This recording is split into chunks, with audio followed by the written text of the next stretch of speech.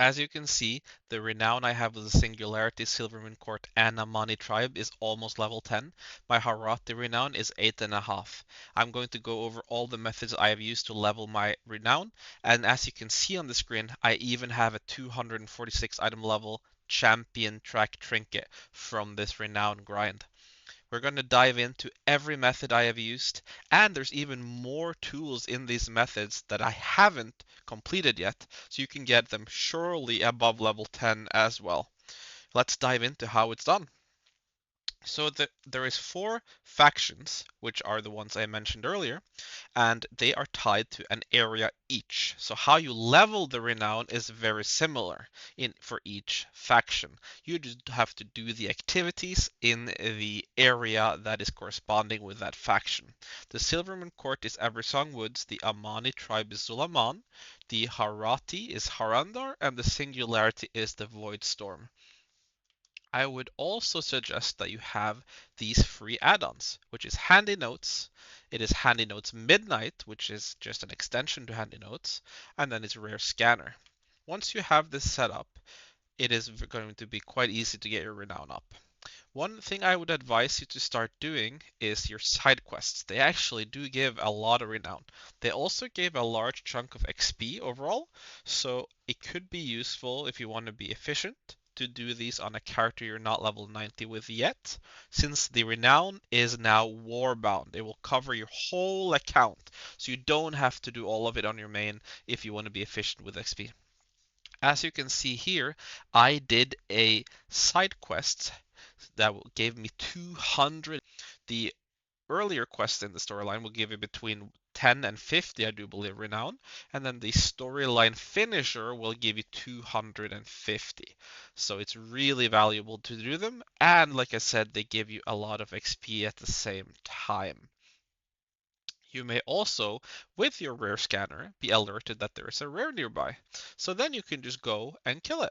Here, there was another person already tanking it, so it's going to be very easy for me. Don't really have to do anything other than just DPS it down. Rares will give you gear, and they can give you mounts or toys and other cosmetics, but they will also give you renown. This one gave me 50.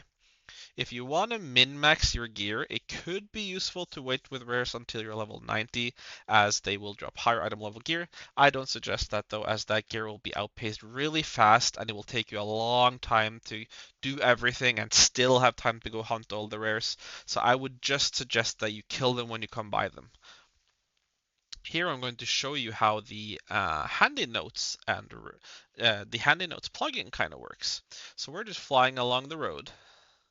And then as here is a treasury that's already alerted me about. I'm going to show you a different way it works though.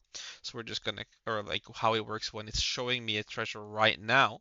So we're just gonna act like we're going south for no apparent reason, going to some location, and then it will just alert you. High Peak is nearby. It also alerted me that Mineral Plague is nearby.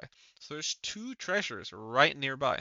Let's go and grab them. Here is the High Peak, as we can see on the minimap, and then you just interact with the vista. There will be many of these in every single zone that have these factions. It gives you a nice view of the scenery, and then as it is done, you get rewarded with some renown. We did see the Memorial Plague alerted earlier, so now I've gone down to grab that. They gave me 250 renown. The Vista gave me 100. That's already 350 renown for just interacting with 2 objects that the add-on told me to interact with. That is how fast and easy it can be to level renown if you have it set it up properly. Another treasure here that we are alerted, the Ancient Tablet in the Voidstorm zone, gives me another 250. This chest that I was alerted to pick up will give me an Adventure Piece Gear 220 item level. This is just to show you that you can actually get good gear as well from these treasures. Hi, it is Indigon here. During editing, I saw they had pushed a new hotfix. There is a few changes, or 2 changes rather, that changes the information given in this video. So I will just share those with you now so that you know it once it appears in the video. First of all, the achievement Midnight Lore Hunter is now fixed. They removed the treasure we could not get, so now it is not a part of the achievement anymore. Also, they added a new quest line in Silvermoon City called the Saltheril's Haven. Once you complete that quest line, you will have some extra quests around this hub down here.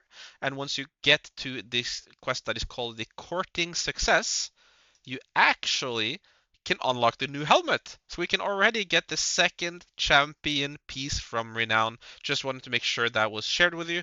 Also, remember that if you do want the gear from Renown, you have to unlock the specific level of Renown that piece requires, which varies from 7 to 9, I do believe, but you can see that on the Renown vendors or on the WoW head for the Renown vendors, which, like I said earlier or later, depending on where this ends up in the video, I will share the links to their WoW head articles down below and how you can find those NPCs. So I just wanted to make sure to share that update. Thank you for watching and enjoy the video. That quest ready before you do the event so that you can get the trinket in one go. Because if not, you have to come back here later and do it just for the quest, which is just a waste of time when you can do it both in one go. You also get achievements for doing this. I will also show you more achievements later on that are tied to the renown system. And here it gives me a whopping 2,000 renown for just completing this event. So it's very valuable to do. And like I told you, you also get the best in slot trinket. Or it's not probably not best in slot, however, it is at least the highest item level you can get for now. Here are the Renown Vendor for Silvermoon. I'm not going to show you all of the vendors. I will add in the description below the coordinates and the names of all the Renown vendors. This is just to show you what kind of items it can give. So it gives you a lot of toys, cosmetics, mounts, and each Renown faction has one piece of champion track gear tied to them. However, as with other things in the early access, it is a little bit bugged, so only the trinket I showed you is available right now.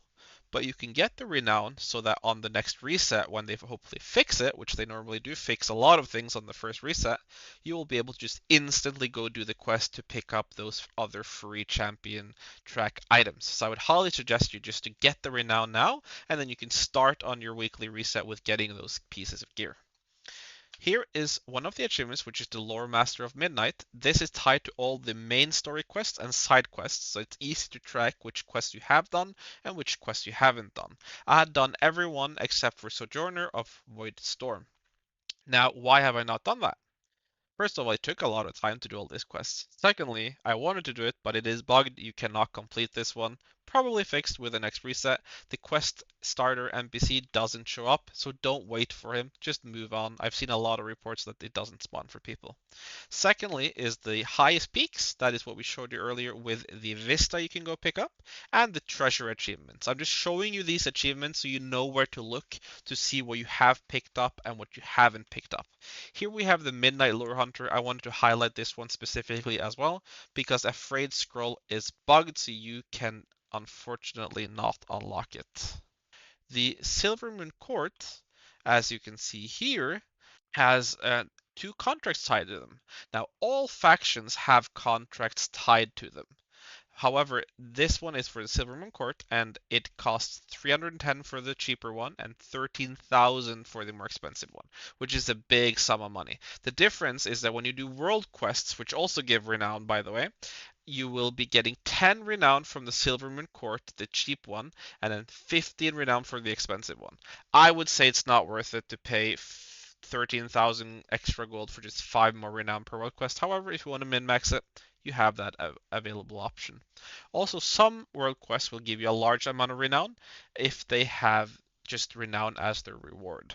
So it can be worthwhile to check the world quest, or if you want to min-max it, do all of them, because all of them will give renown. The TLDR of the guide or of the video or the info dump as we could call it is to do quests, that is side quests and world quests.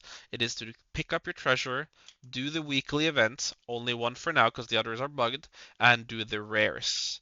Those are the sources you have for renown. Now by treasures I mean all the interactable objects.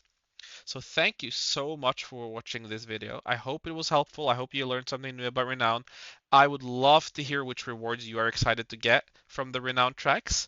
And also, If it was useful to you, I would love it if you could hit subscribe below to my channel. It is completely free to do, doesn't cost a penny, and it will help my channel out a lot. Also, it will notify you if you put the bell icon on when my new videos release with new tips and tricks for both World of Warcraft Midnight and other games if I feel like I should share something about those. Thank you so much, and I hope to see you in the next video. Bye bye.